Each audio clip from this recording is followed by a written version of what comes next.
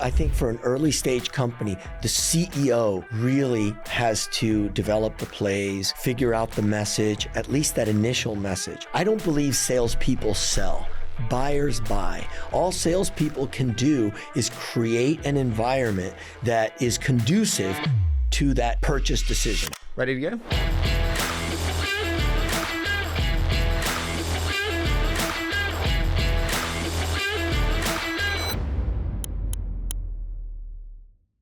Carlos, I've wanted to do this one for a while. I'd heard so many things about you from prior guests, so thank you so much for joining me today. It's a pleasure, Harry. Thank you for having me. I have arrived. It is great to do it in person as well. It makes it so much more special. I love to start with context, though. When did you first realize that you had this love of sales first? Probably as a teenager. I had a cousin, my cousin Thais was dating a guy who was a manager of a clothing store. And I think I was 14 or 15 at the time. And I had worked, for several years mowing lawns and raking leaves and doing odd jobs paid by the hour. And he decided to give me a shot at the store. He would let me come in on the weekends and sell men's suits. And the commission rate was 10%. And the suits were $800 to $1,000. And over the course of a weekend, I could usually sell one suit, maybe two, maybe three.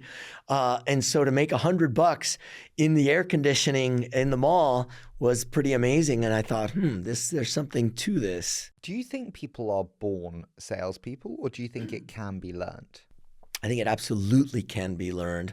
And I think when people say that someone is born a salesperson, usually what they're referring to is charisma and a big personality. And I don't know that those things are necessarily what makes a great salesperson. They don't hurt, but they're not the core of it.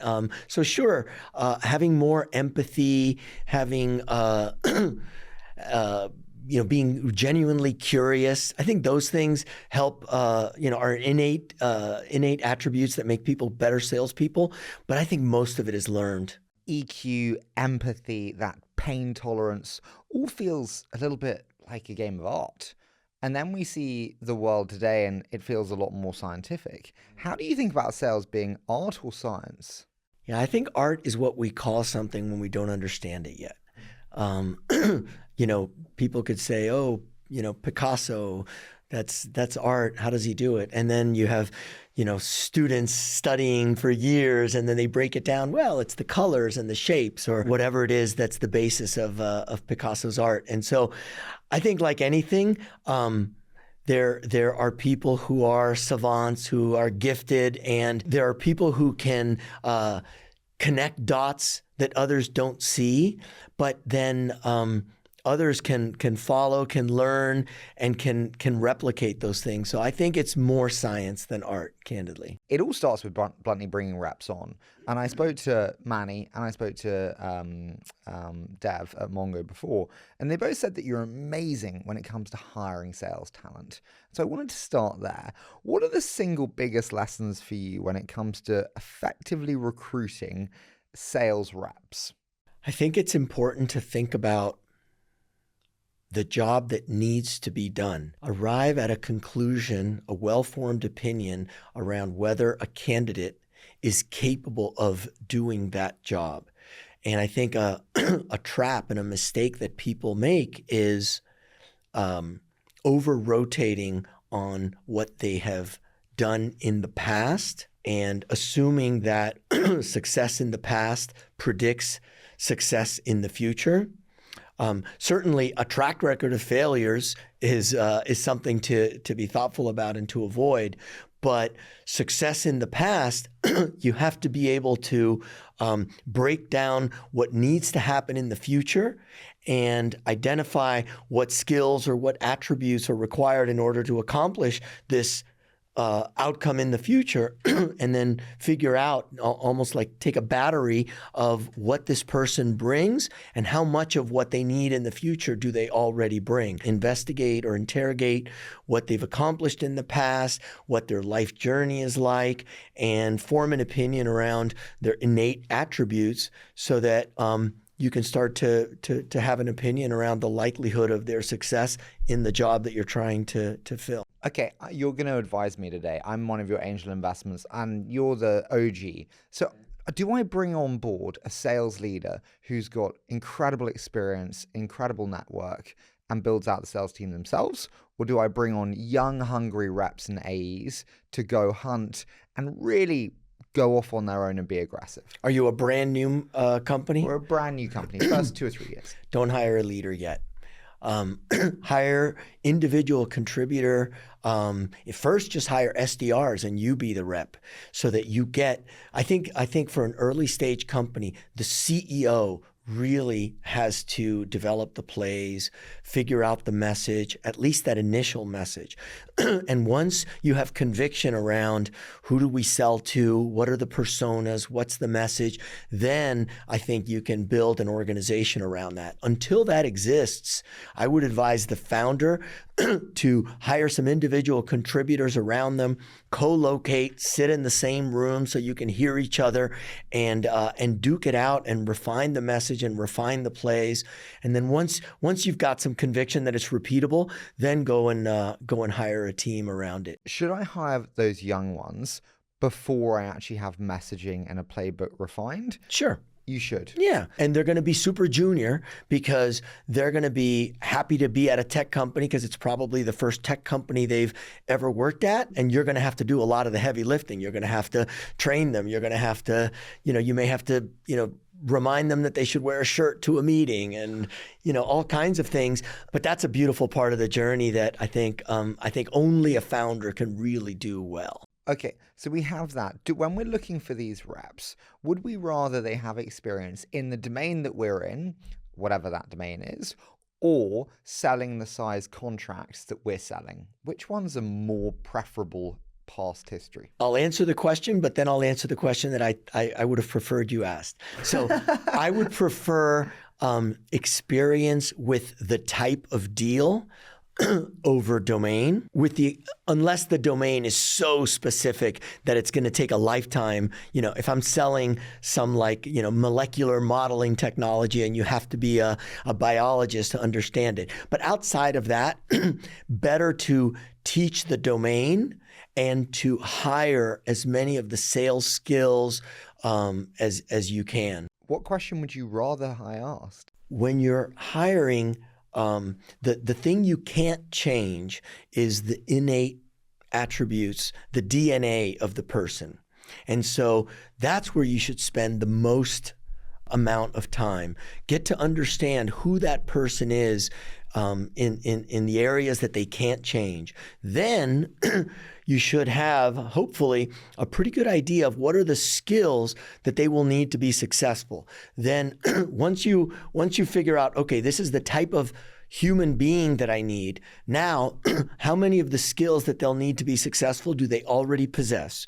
And then the skills that they don't possess, how difficult is it going to be? How long is it going to take for them to acquire them?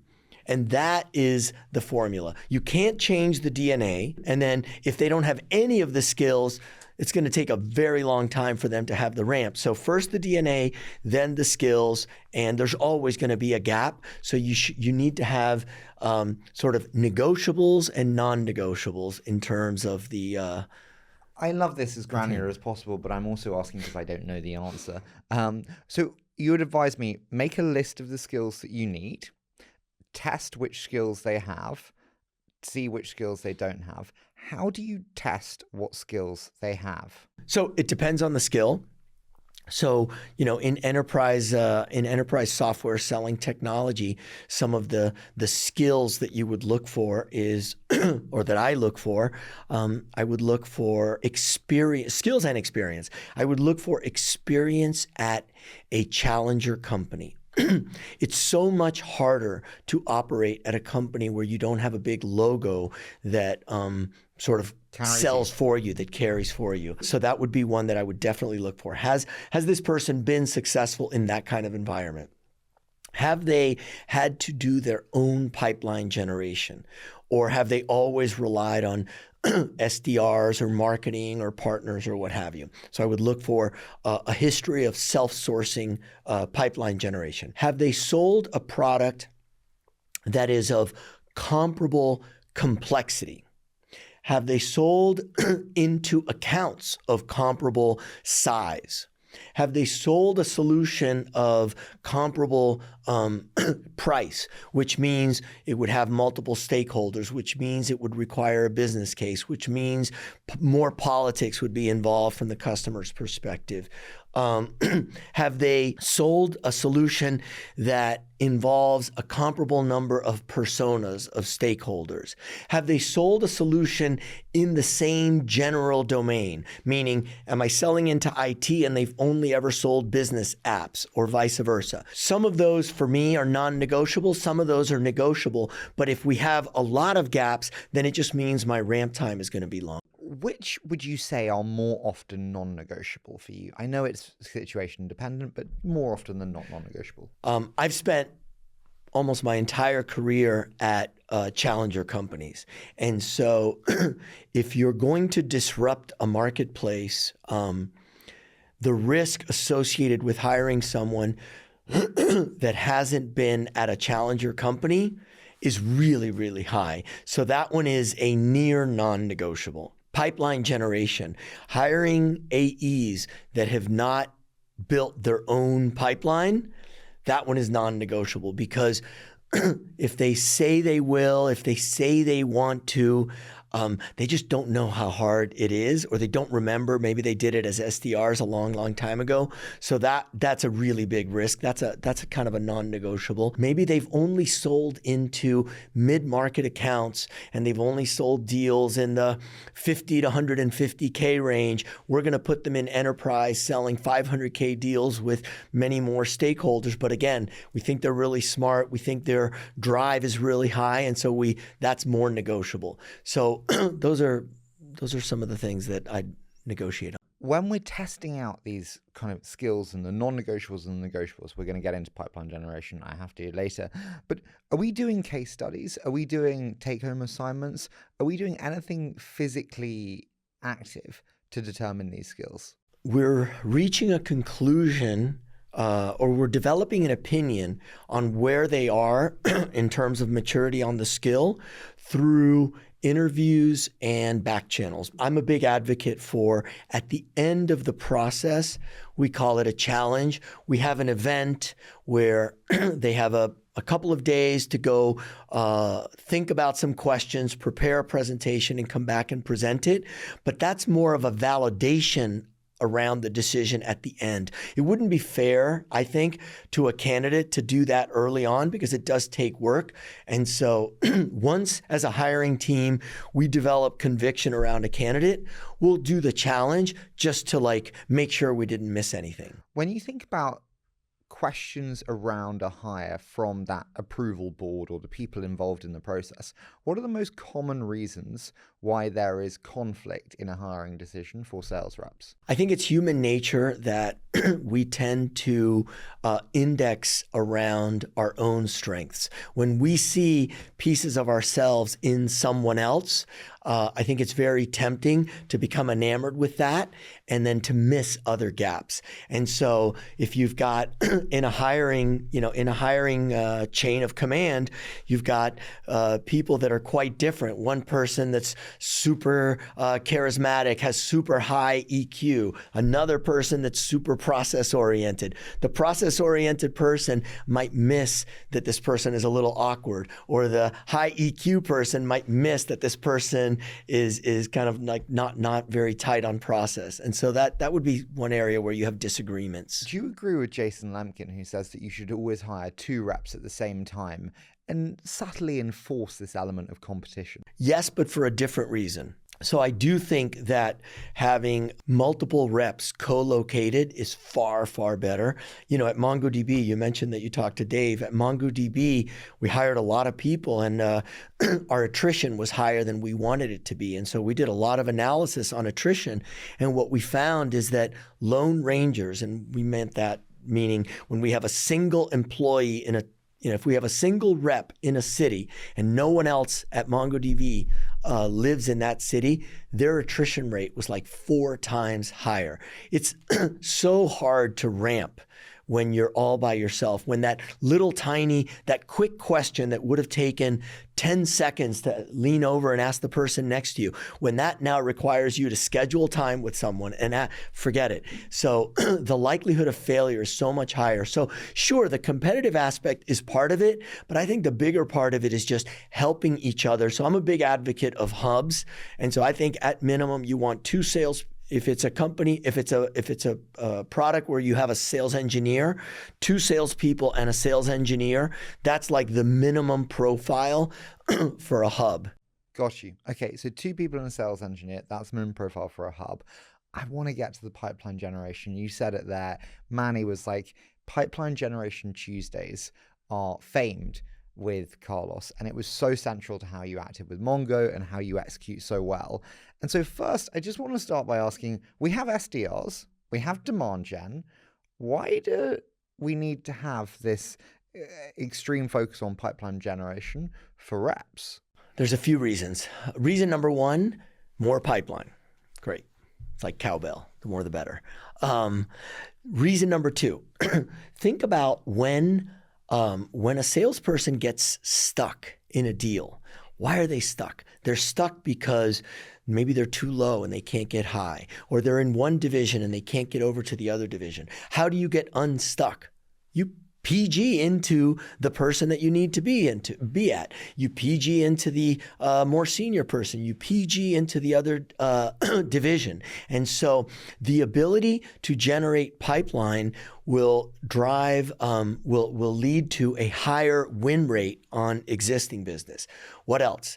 Well, if you have an organization where pipeline generation is outsourced, let's say, to another role, it's a natural tendency for salespeople to get more and more finicky around what inbounds or what leads are worth their time, are worth working. And so the next thing you know, if you take that to its logical conclusion, and I've seen this, I won't mention the company, but I've seen a company where the AEs said, hey, the definition of a lead worthy of me working is the customer's ready to see a demo, and they have agreed with the SDR that if the demo goes well, they want a quote and they're ready to buy after that. So that's like 80% of the sales cycle is done, and so now in that kind of a scenario, you need such a huge investment in marketing and such a huge investment in SDRs just to meet that bar of the expectations of the sales reps. Whereas if sales reps are doing the work to generate their own meetings and their own pipeline, man, when they get pipeline from their SDRs or from marketing or from partners, they'll treat it like gold because they know how much work and how hard it is to get that. And so your conversion rate on your non-AE sources is a lot higher. I love that. I do have to ask also, well, I do have to say also, I think it means you don't have the loss of accountability, which is like, it's so easy to be like, if I didn't hit my number, yeah, but demand gen gave me shit leads. That's right. It's like, well, that's they're right. your leads. So that's right. It's your fault. That's right. So I think the way to orient it is the AEs are responsible for generating the pipeline that will support them being successful, them hitting quota. Then anything they get from the other sources is a gift, is a cherry on top, is extra. Does that not take all weight off SDRs and demand gen? How do you prevent them from going, poof, we're just the cherry on top, so it doesn't really matter? Well, that's the environment under which the AEs operate. Of course, the SDRs have expectations, on them. And so you need to have a system where there's accountability at every level, and there's expectations, and there's performance management. My question to you is, we had Chris Degnan on the show from Snowflake. Love Chris. Yeah, love Chris. Great dude. And he's like, you can really only take, I think it was like 6 to 8 meetings a week as a rep if you really want to come prepared and really smash it. Yeah. Your time is going to be so conflicted or changed differently by suddenly having pipeline generation as a core part of it and an expectation. How do you advise reps on time allocation now pipeline generation is a core part of their expectations? Yeah. First, you have to agree that pipeline generation is good. You can also say that roughly excellence in pipeline generation equals excellence in sales. Someone who's got a massive pipeline that misses some things in the sales cycles, they're probably still going to do very well. Someone that executes beautifully but doesn't have enough pipeline, they're going to miss their number. And so that's the first thing. Let's agree that pipeline generation by the AE is worthwhile. If so, if they agree with that, and I feel very strongly that that's the case, then roughly a third of your time, so maybe 20% of your time, 1 day a week, is dedicated to just outbound, cold calling. And then there's another probably 10 to 15% of your time that is devoted to prep for the cold calling and follow up from the cold calling. So that's kind of how you get to how I get to the 35%. Okay. When you're hiring these reps and they haven't had pipeline generation as such a big part of their role before, how do you teach them to be good at pipeline generation? Yeah. So remember, I'm not hiring folks that haven't had to do it and been successful doing it. Is that a complete non-negotiable for you? It is. Yeah. Okay. It is because the likelihood that if they've been successful not having done pipeline generation, when they get in that dark, lonely room, and what I mean by the dark, lonely room is making the phone calls and saying, wow, that is the 19th phone call where no one has picked up. And I've left the same fucking voicemail 19 times now. Like, if they haven't done that and they haven't been in that lonely place, the likelihood that they are willing to make that 20th call is low. Even if they thought they were willing up front, when they actually get into it, you have to have been through that journey and seen the other side. The other side meaning the joy of landing that big meeting, the joy, the fulfillment of creating an opportunity and closing a deal and knowing that deal exists because I PG'd it. That company solved this problem, generated this value because I invested in them. There's a pride that comes with that if you haven't had it, you're probably gonna give up on the journey towards PG excellence. Everyone says to me on the show, the change in sales is that outbound in 2025 is dead. That's crazy. That's crazy talk. You strongly disagree? Yeah. I strongly disagree. Do you think cold calling still works? Absolutely. But I'm really glad that other companies don't, and I hope a lot of those companies are our competitors. Does AI change the effectiveness of outbound? When you think about supply, I can now send infinite emails, beautifully personalized with effective AI agents, tooling, data. Does that change outbound? Yeah, I don't know that you can yet, but you will. I will grant you that you will. But really, the most effective means of pipeline generation is outbound cold calling. The human voice-based interaction over the phone. The emailing is, you do it, that softens the field. That creates some familiarity so that when they pick up the phone, they're like, oh, Harry, why does that sound familiar? And maybe they don't even know why it sounds familiar, but it sounds familiar because they've received a bunch of emails, and those emails had your name on it, and they were they landed with some sort of a positive aura around them. So maybe I'll give you an anecdote. There was a sales rep who I love named David Boyle, and he was calling on Dun and Bradstreet. And Dave is an epic PGer. And so we were at a company, Oblix, and the pinnacle person to talk to at Oblix is the chief security officer, chief information security.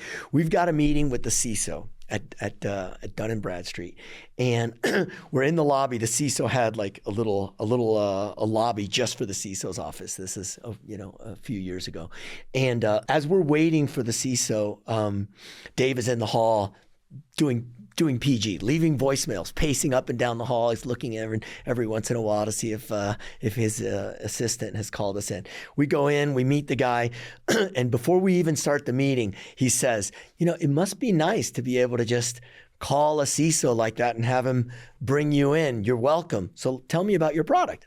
So we go through the meeting, we tell him about the product. And on the way out, I was like, Dave, really? Just one call?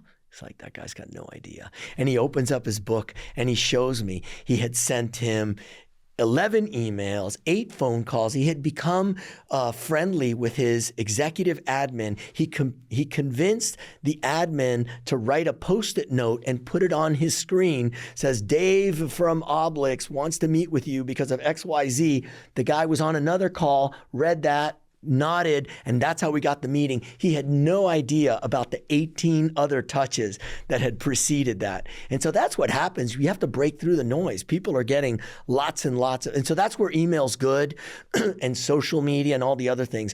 But most meetings are set, like 2/3 are set as a cold call. I think you are always underestimating the familiarity of naming. And what I mean by that is you post 10 times a month on LinkedIn, me responding to 5 of them, go Carlos, so awesome to see.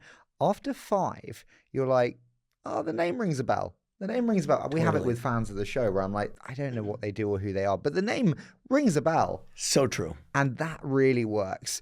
How many, are we talking about unicorn reps though here? Because like, he sounds fantastic, love him.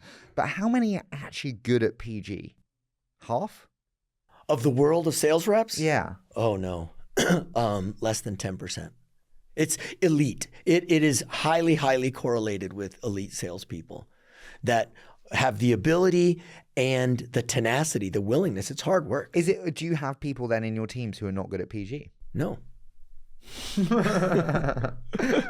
Okay, so then we don't. How do we form structure around it? Can you take me to Pipeline Generation Tuesdays?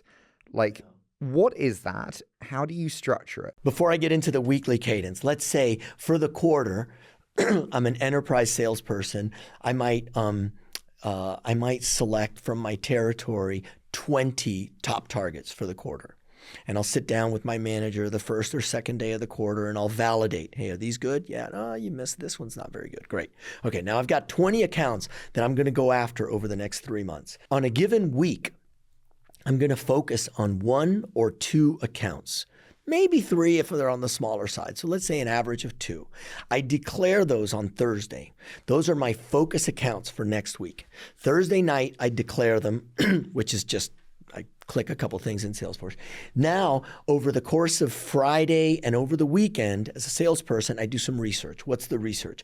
I look at what the execs are saying on social media. I read the 10K. Now you can use AI to make a lot of this stuff so much better. I research the company. I look at what, I look at their job postings. I look at what, you might even go in looking blind and see what their engineers are saying, see what people are griping about. I try to get a sense for what's really going on inside the company. And then I develop a hypothesis about something that I think they care about that we can impact. Maybe I develop 2 or 3 hypotheses. This is for the account. Then I go in and I say, okay, let me come up with, let's say it's 2 account. Let me identify 25 human beings in that account that based on their title, based on their LinkedIn profile, I think are relevant to what I sell. And let me capture those 25 names, their email address, their LinkedIn. I'm going to check to see if I can find them on social media. And then I'm going to go into some database and find their phone numbers. So I've got their mobile numbers. Then and I do that for 2 accounts. So I've got 50 names. For my 10 most important people on those 50 names, I'm going to also now investigate the person. Have they been on a podcast? Have they written a book? Have they written a blog? What do they care about? And I'm going to develop a hypothesis or to a conversation starter for the top 10 of those people. Okay, that constitutes account PG prep. So I've got 2 accounts. I've got, let's say, 2 or 3 hypotheses per account. I've got 50 names with all the requisite information, email, phone number, and I've got hypotheses per contact for my top 10 contacts. I can get some help in my prep. Where do I get help? Marketing on Fridays at noon is going to send out a PG passport, news of the week. Everything that happened this week, curated for use or reuse in the PG setting. So we had this new release. Well, let me boil that release down into 2 or 3 sentences that can be read or can be included in a PG email. There was a new case study. Here's the case study, but here's like again 2 or 3 sentences. So marketing sends out this PG passport on Fridays at noon. Then the manager knows what the focus accounts were because they were declared on Thursday, takes that PG passport, takes their experience and forwards the PG passport back to their team with some advice. Hey, Harry, I see you're going after this account. This would really resonate with them. Hey, Jill, my neighbor works at HR in this account. I asked her, she said she'd be willing to take a call from you to validate your contacts and make sure those are the right people. Okay, so now the manager's involved in PG prep. Is that scalable? The manager is having to look through 10 different target people's accounts. There's too many people for them to be going, oh, Jill's my neighbor. Oh, I know that this piece of the report is perfect for them. Is that possible to ask them to do that across them all? Yeah, it takes an hour or two. Remember, the manager is in the role because they know what they're doing. They've got some experience. And so it's not to say that the manager is going to have a really great insight for every single focus account, but as they scan the 10 accounts, there'll be 2, 3, 4 accounts where they have an idea. Oh, Barclays, I read an article 2 years ago. Let me find it. Or I heard something on Bloomberg Radio. Let me go find it for you.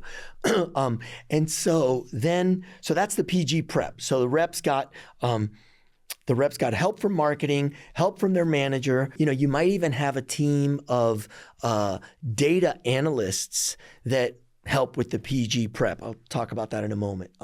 Then Monday morning, there's a conversation, a one-on-one conversation between the manager and the AE to review their PG prep. And this is where the manager really digs in to make it better. Obviously, it's an accountability event to make sure that the prep was done, but more importantly, it's about making the prep even better. Hey, I don't think you're aiming sufficiently high. You don't have the CIO in here. You don't have any senior people, or they're too high. The Jamie Dimon is not going to respond to an email about cloud cost management. So adjust the PG prep. Monday afternoons is a great time to do training, especially training that's related to PG skills. Hey, let's role play how to talk to this persona, or let's role play how to describe this product's value prop, or let's role play whatever. And so we'll meet up together on a Monday afternoon, do some role plays with feedback and the opportunity to do role play again, etc. And so then Tuesday morning, when when the butts hit the chairs, people are ready. We do have a quick round robin just to get everyone excited and ready for the day. But remember, they've prepped, they've trained yesterday, and so Tuesday is like a really important day. We'll bring cater meals into the office. There's a real camaraderie. We laugh when somebody gets hung up on. We applaud when somebody scores a meeting. We hear each other. This is where the Lone Ranger becomes terrible. Like, they're all by themselves. All they hear is themselves. You've got a room full of people. Hey, Don, that was really great. Can you say that again? Let me write it down because I'm going to use that. Hey, Jimmy, I would have said this a little bit differently. So they help each other. And then at the end of the day, hey, let's all go get a beer at the pub next door. Let's celebrate the day. Let's laugh together.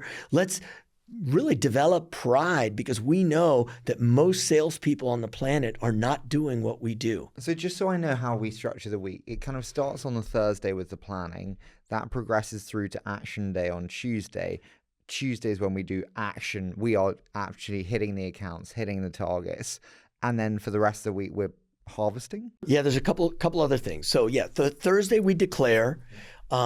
Friday and over the weekend, we prepare. Monday morning, we review the preparation. Monday afternoon, we train.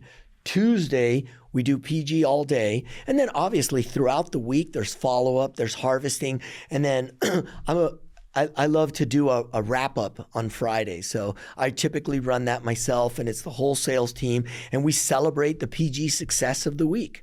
And we tell stories of success. We tell stories about successful meetings. We also tell stories about opportunities that have been created from previous week's PG. And it really builds, I think, an enthusiasm, a belief, and it reinforces this thing we do that's so important, so powerful, but also so hard. And so that's kind of the circle of life, if you will. How has the way that you do pipeline generation week structuring changed over time? In the early days, the first time I was ever exposed to it was at Parametric Technology early in my career, and we called them power hours.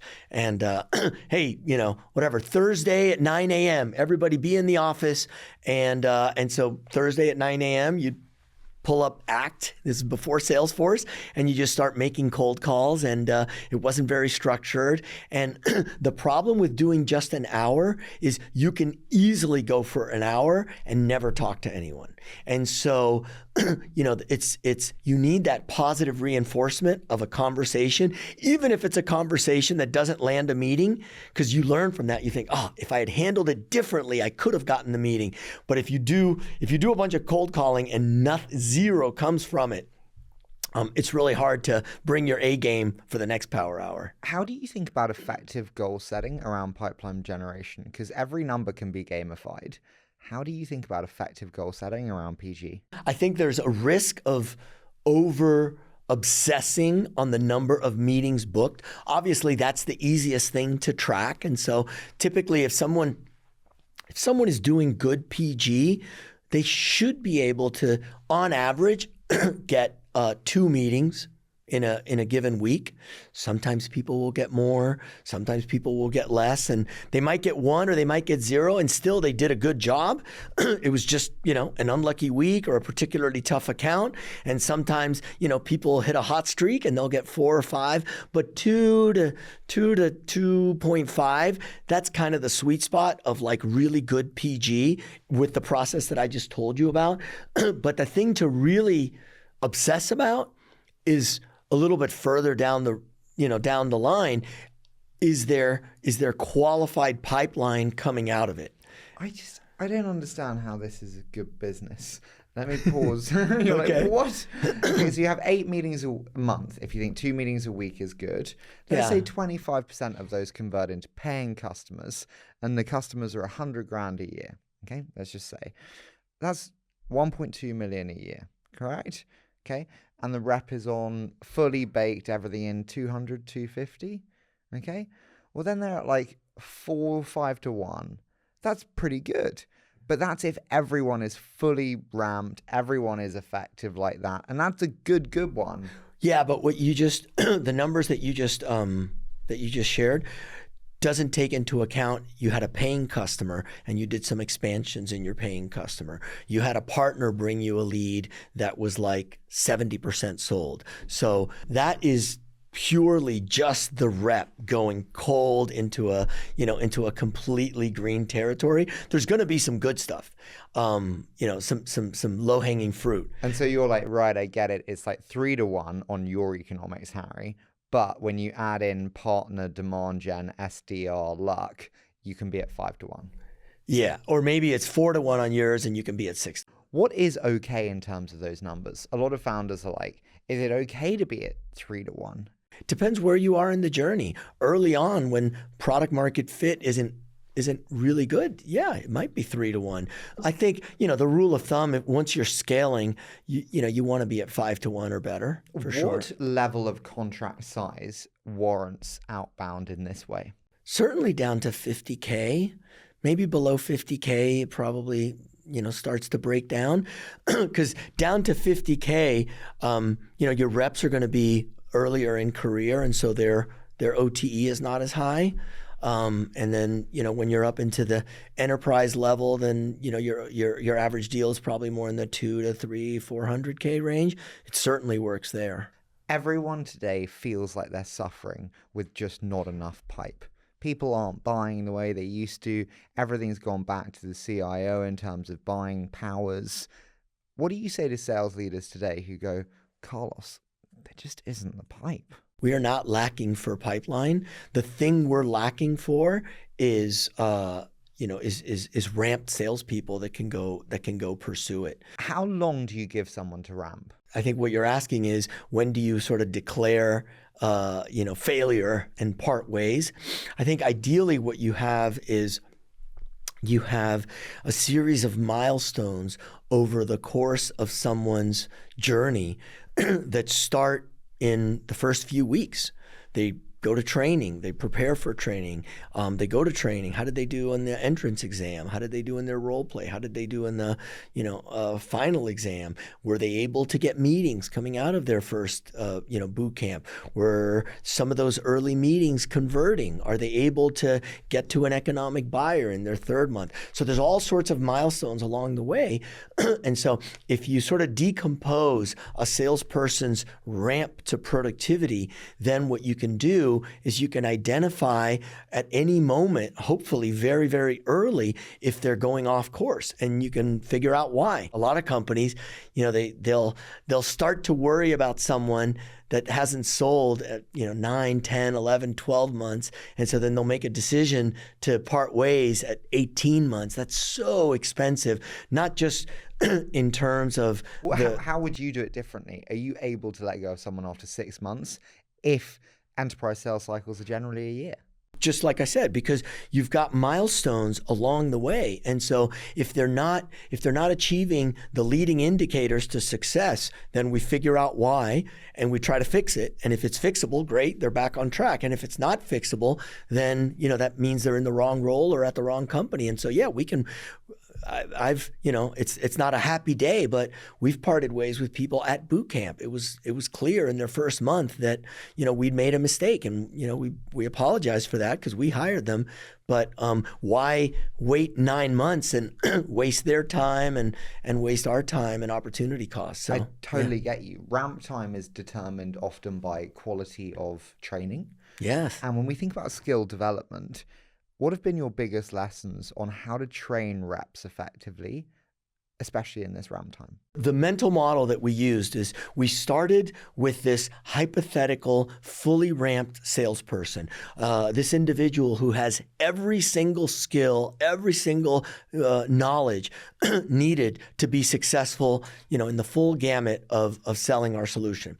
Then we said, okay, let's break down all those skills and knowledges into competencies that we think can be learned in 3 hours or less. Then let's group them by what is the ideal modality to learn it. Is it something that they can learn on their own? Is it something that they can learn on a Zoom call? Is it something that they really need to be in a classroom to learn? Great. Now, let's look at the ideal sequence. What's the right sequence so that we can get them to land a good, healthy new logo as early as possible? And then what we did, or what we're doing, is we've created a learning journey that really spans about almost 9 months. And it has 3 week-long trainings, a boot camp, an intermediate, and an advanced. And then coming out of boot camp, there's a roughly half a day, there's a 3-hour remote session that they attend with the same cohort that they went to boot camp with that goes deep on one competency. And so what we end up with is people coming out of boot camp able to do pipeline generation. They're able to have a conversation, start meetings. They're able to do discovery, do a good first meeting. By the time they get through intermediate, they can land a new logo with our core product. And that's really the key. Once somebody can land a new logo with the core product, the likelihood that they're going to be successful is very high, even though they don't have some of the advanced knowledge or the advanced skill. So that's kind of what we're doing. What is the average time it takes for someone to land a core logo? You mean just the sales cycle? Yeah. The sales cycles are not that long. It's about 4 months. 4 months. About 120 days. How fast do we let someone get on a customer call? Because obviously customers and pipeline is very precious. First week, young rep, you don't want to just throw on there who doesn't know their shit. Yeah. When do you let them? Soon, early. We have a messaging framework that we've built, and a lot of times salespeople get it even before they start. So they're able to read, understand our value prop. It's got sample questions in there, proof points, et cetera. And so they can be on the phone in the first couple of days on board, even before they go to boot camp. They typically go to boot camp maybe week 3, 4, or 5, but they're on the phone even before. And then certainly at boot camp, they're doing pipeline generation, and they will typically have set their first meeting for sure before the end of boot camp. With respect, boot camp sounds quite a resource-heavy, institutional-grade training program. As you say, enablement 3.0, great. If you're an early-stage founder, how do you think about the rep training and being as effective as possible? Yeah, you wouldn't be able to afford from a financial perspective, but also just in terms of bandwidth, you wouldn't be able to afford to build that. And frankly, you wouldn't know what to build with an early stage. That's why I go back to what I said before is for a founder at let's say a Series A company, I would get some really smart, hardworking, enthusiastic individual contributors and go build it. And you'll be able to build your enablement after you've closed, 10 or 20 customers. And you're like, okay, now I've closed, let's say 20 customers, which means I've probably failed to close another 60 customers. So I've got 80 sales cycles of experience. Now I can identify the things to do, the things not to do, and I can build V1 of my training based on that. And maybe that's just 2 or 3 days. Okay, so I do actually just want to go back to kind of the pipe generation, because all the skills really come back to that in a lot of ways. When we then review the output of that, we have deal reviews. How do you approach deal reviews, and what makes a good versus a bad one? When do you do them in the week as well? I'm a big fan of the MEDPIC methodology. I know you had Mark Goldberger on here. I think he talked about it. So that, I think, is that's the soundest framework that I'm familiar with for deal qualification. I think Dan might have talked about it as well. When to do it?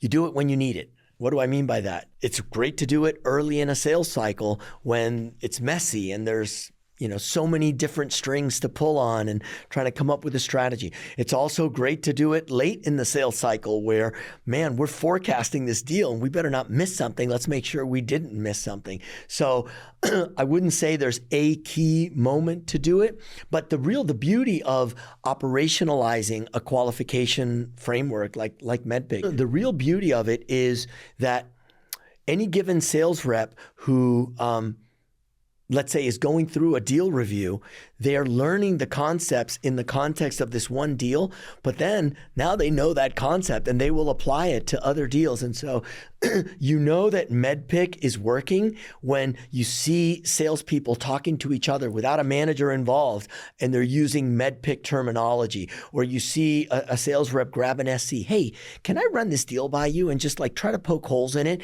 and the conversation is in that MEDPIC framework. When qualification just becomes part of the culture and it happens all by itself all the time, that's kind of where you want to be. And then the manager is just sort of spot checking or double clicking. When you have pipeline generation day and it's just a bit off, whatever it is, that the team morale is low, pipeline is not hitting, conversions are not coming. Yeah. What are your biggest lessons as a sales leader on how to really maintain morale when it's just harder? I've definitely seen that happen. It definitely, a team can get in a funk.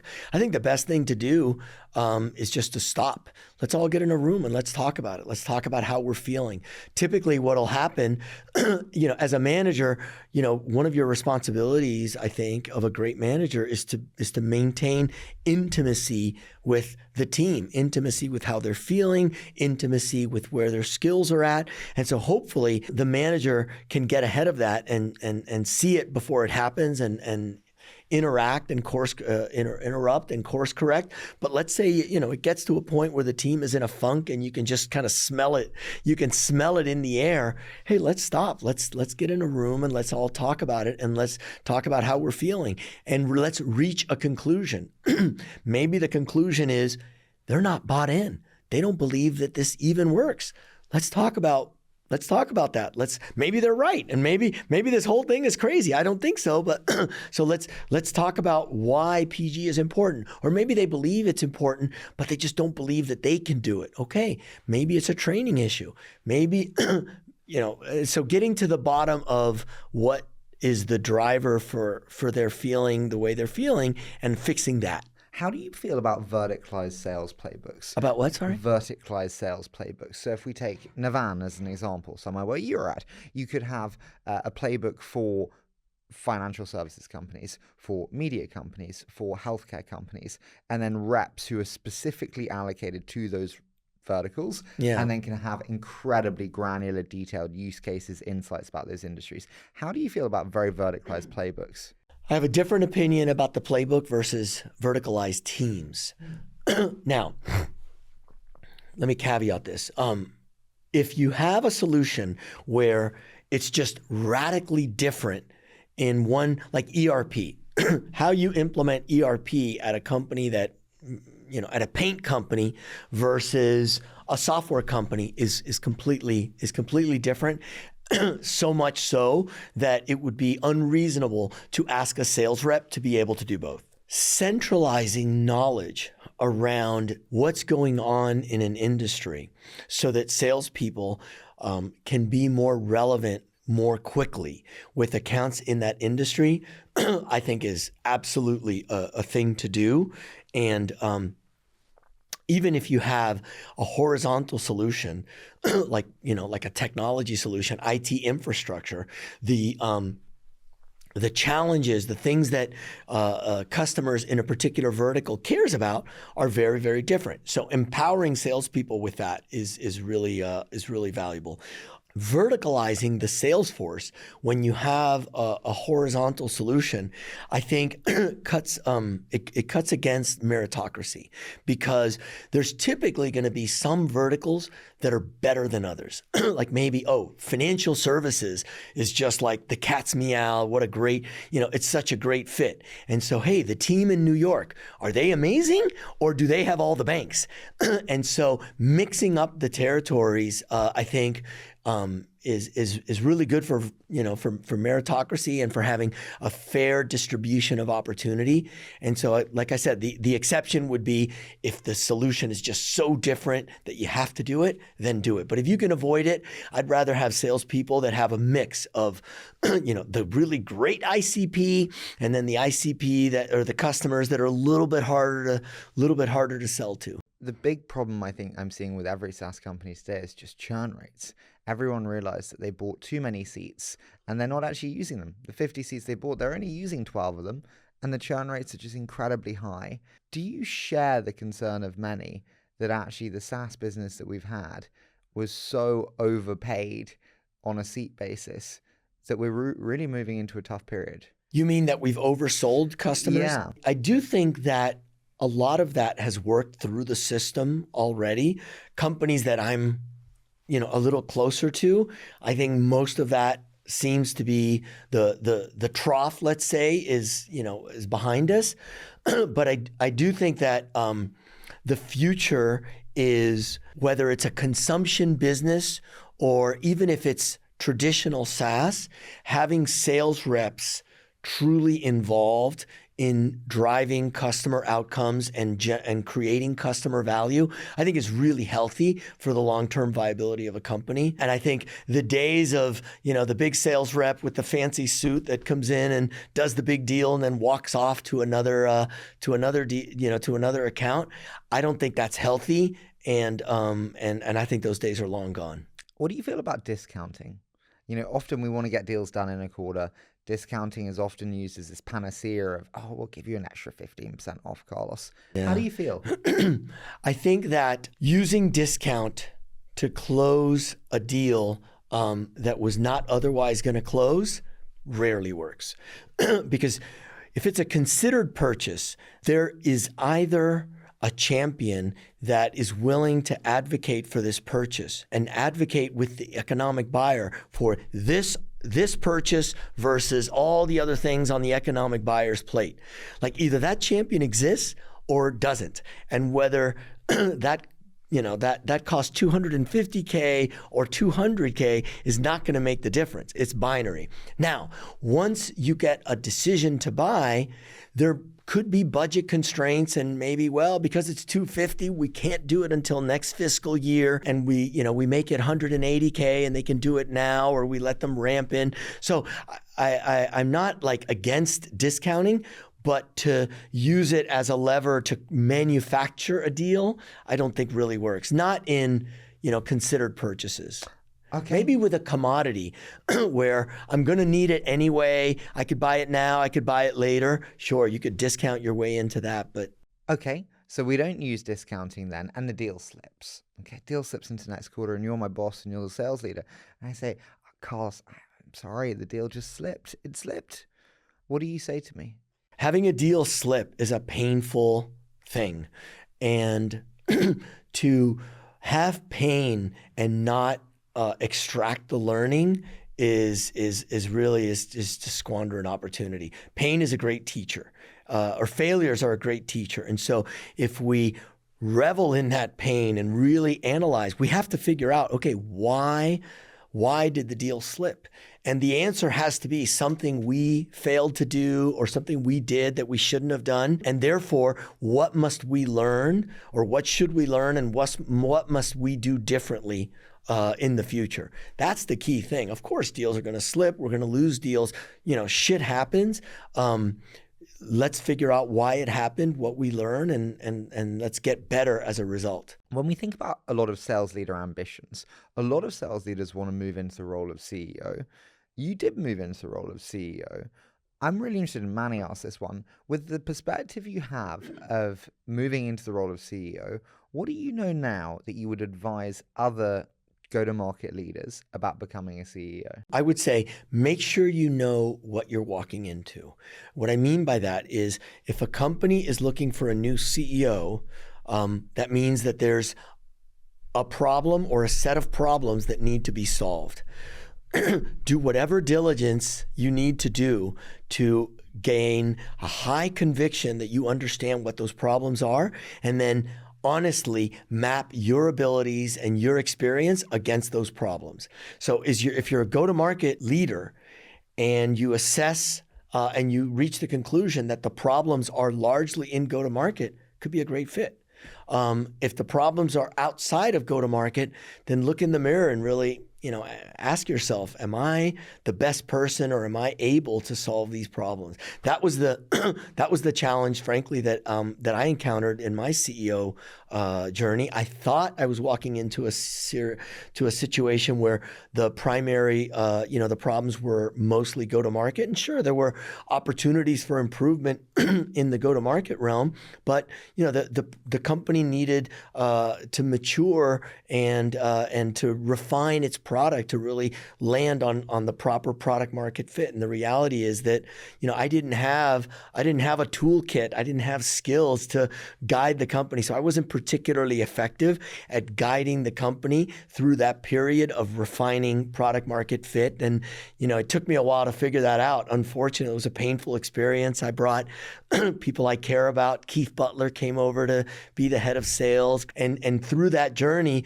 we did make go-to-market better, but we found that there was a more fundamental problem around the product, and I wasn't the right person to solve that problem. So can I ask you, when you think about, and sorry, I'm just peppering you with questions here that I've been thinking about. It is a podcast after all. Yeah, but it's throughout the show I've been thinking this, which is like, when you reflect on your biggest hiring mistakes, what are the ones where you look back now and go, that's one I've made time and time again? Well, hopefully you don't make the same mistake over and over, but one that I have made that was particularly painful was to hire someone based on relationships. And it was early in my career, and I was at a startup, and this person was very successful at EMC. And the numbers that they had posted and the relationships that they had were so senior. I thought, this guy is just going to light it up.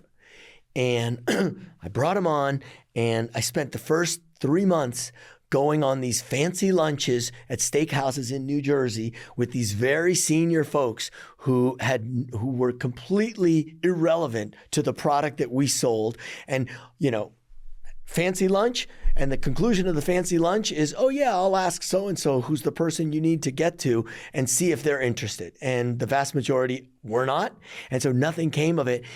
And what I realized is that this individual lacked the skills to go build pipeline. He just didn't know how to do it. He was a relationship seller, a competent guy, a hardworking guy, but the skills to actually go and call a stranger and deliver a value prop and have that resonate and secure a meeting and then come in and do a great meeting.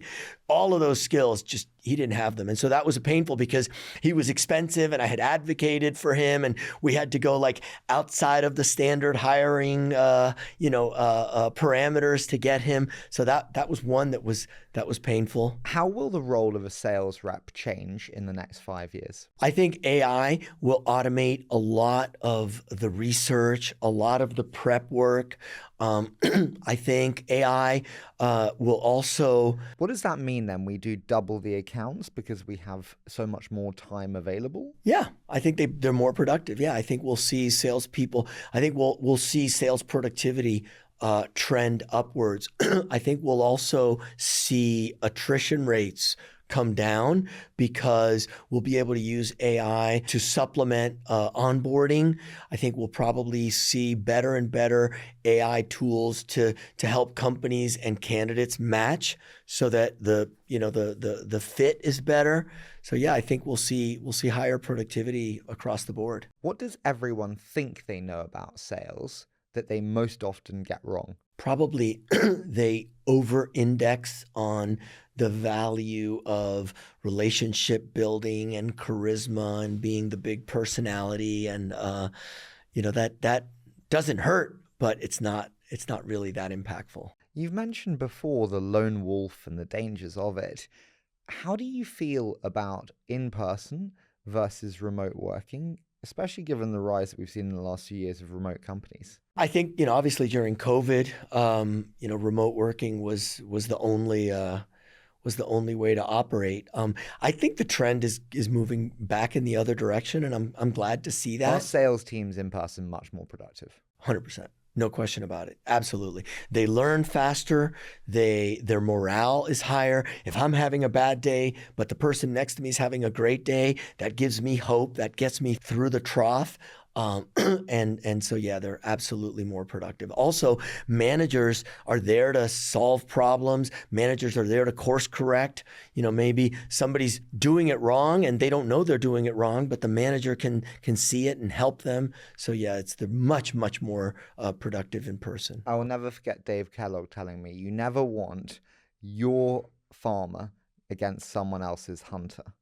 How do you structure account management between CS and reps to ensure that your farmer is never being fought by someone else's hunter? So I think when you say farmer, what you're referring to is when you have an account manager that is owning one or multiple paying customers whose job it is to maintain and maybe grow those customers, but is not out there hunting for new business. And by the way, what's baked into your question is acknowledgement of the power of PG. That hunter is able to PG, and that's why that hunter is the more effective sales rep. So first of all, your farmers, I don't like the term, I prefer account manager. Your account managers should also be excellent at pipeline generation because they're trying to get into other divisions, et cetera. But I think if your account manager is driving real value with the account, then that account becomes very difficult for a hunter to crack. So I'd say you want your farmer hunting inside of the account, but you also want your account manager to care deeply about customer value. And with that customer value comes trust. And if there's a question about a new technology, they'll probably bring it to the account manager and give the account manager the opportunity to either fix something in our current offering or change, It's interesting because you're basically saying that reps need to shift earlier to embrace PG, and actually CS need to shift earlier and embrace PG also. Because if you think about like the spectrum, you can't have a rep who's now embracing PG and then him equally embracing CS. You can't have both embracements. Do you see what I mean? No, say it again. Well, so if you have a rep in the middle whose core goal is hunting, and you're like, great, you need to embrace PG now much more actively. On this side of it, which is the kind of post-hunt, you can't say to them, as well as PG, you also need to really embrace CS. Well, because a lot of sales leaders today are like, no, we really like reps to be engaged post-sale, to hand off effectively and really keep that relationship going. Yeah. You can't do that if you're embracing PG. It's hard, but I think you can. I think you can. I think a salesperson is probably in a mature territory is probably going to spend a third of their time generating pipeline generation, maybe 20 to 30% of their time taking care of their customers. And then what's in the middle is prosecuting deals. And of course, maybe you've got a sales rep with 25 greenfield accounts and 2 paying customers. They're going to be more on the PG and hunting side, or you have an account manager with just 2 paying customers.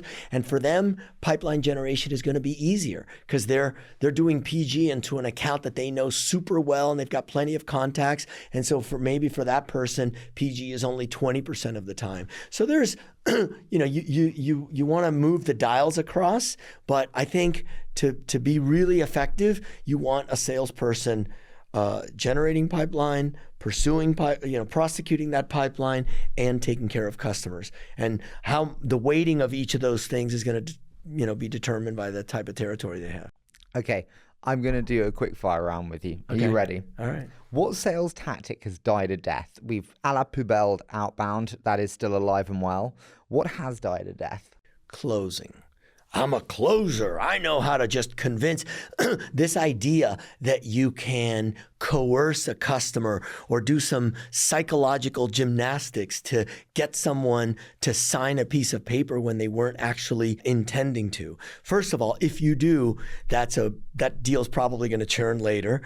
Or they're going to find a way to rescind the order. But I don't believe salespeople sell. Buyers buy. All salespeople can do is create an environment that is conducive to that purchase decision. How do you create that environment? Well, by doing good discovery, by finding challenges, by educating on how your solution meets those challenges. And once you do that, they want to buy. But the art of closing, that's baloney. If sellers don't sell, buyers buy. I love that. Is brand not more important than ever? Brand. Mm-hmm. Sure. I don't know. I think it's probably always been important. Yeah, I think brand is highly important.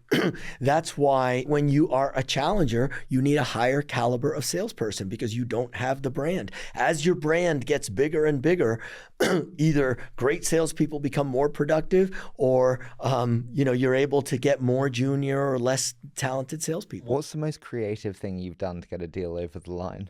I think the story I have to tell you goes way back to the beginning of my career when I was selling medical equipment before I got even into software. Is that okay if I go back that far? Yeah, go for it. I love this. Okay. So I was selling this blood analyzer called a Coulter counter, and I PG'd into an account, into a doctor's office, and the office manager told me they had just bought my competitor's product, a Becton Dickinson. And I said, but you got to talk to me. Mine is better, all the reasons. I'm rattling off all the reasons. She's like, no, the deal is done. And I'm like, is it installed yet? No, it arrives next Tuesday. You got to talk to me. No, I can't. And then I thought, shit, I just upgraded an account that had one of those Becton Dickinsons. I haven't sent it back to corporate. It's still in my closet. I'll tell you what, office manager, you tell the doctor she's got to see me. And if she sees me and she still thinks the Becton Dickinson is the better machine, I'll bring one with me and she can have it for free and she can cancel the order for the other machine. Well, yeah, but you got to be here before the in-service on Monday. Great, I'll drive. I had to drive all night, snowstorm into Jackson, California, and I demoed this doctor on Friday, and I brought the competitor's machine with me, and I was able to close the deal. And so you did it live, and she saw the difference between the two machines. Yeah, yeah. Love that.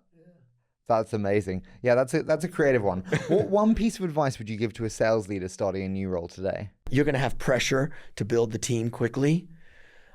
Better to be late than to hire mediocre people. What would you most like to change about the world of sales? Maybe the reputation that salespeople are slimy or greedy or anything like that, because I think it prevents some capable people from pursuing a job that could be the best job that they've ever had. Final one for you.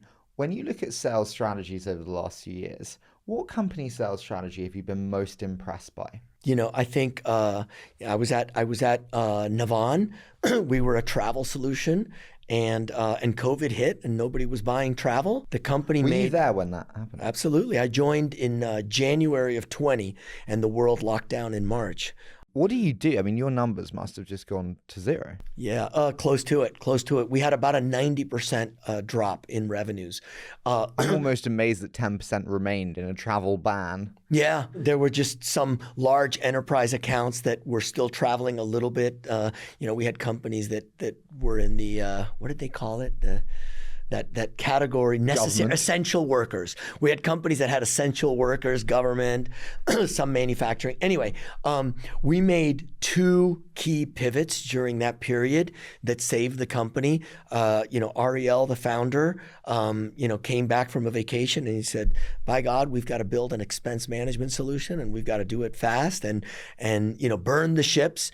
And what he meant by that was he pivoted like the whole engineering organization from one day to the next. And, candidly, the executive team thought, man, this is this is a bit dramatic.